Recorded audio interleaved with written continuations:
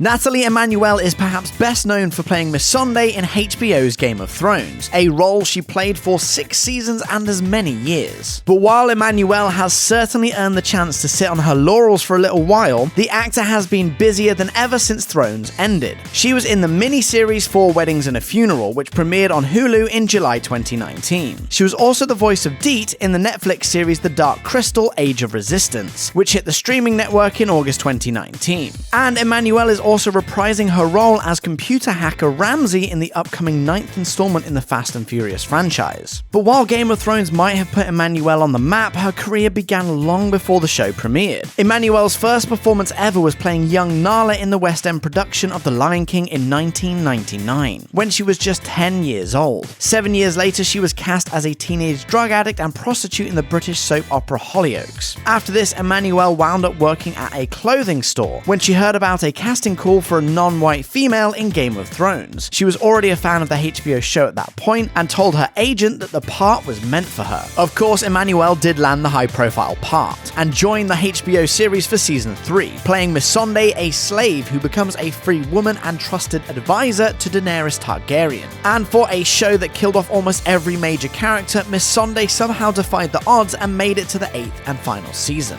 When her character was finally killed at the hands of Cersei Lannister, it sparked so much outrage that Emmanuel ended up responding to the many angry fans around the world. As one of the few people of colour on the HBO series, Missandei's death was a loaded one, especially considering the fact that she was held in chains and unable to defend herself. According to Vulture, Missandei died as a pawn rather than a person. Emmanuel herself ended up addressing the controversy, explaining that she went into every new season expecting her character to be killed. She told the New York Times, "The fact that Missandei got to where she did as the very kind, loyal, sweet soul that she was kind of a miracle, because those people don't tend to survive in Game of Thrones. I was very proud of how strong and ferocious she was." The actress believes that Missandei's death actually brought some good too. She later told Glamour, "It sparks such necessary conversation around diversity and inclusion. When you've got a show that has so many eyes on it, you realize she represented so many people. When you kill the only woman of color, there's going to be a huge reaction."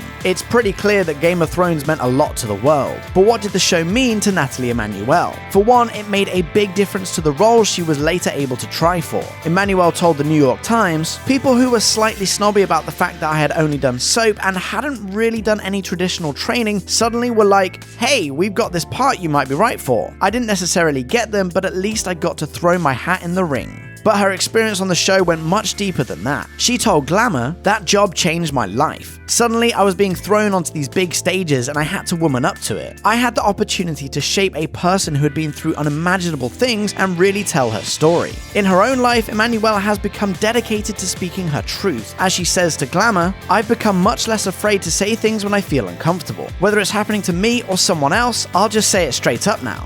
Check out one of our newest videos right here, plus even more Nicki Swift videos about your favorite celebs are coming soon. Subscribe to our YouTube channel and hit the bell so you don't miss a single one.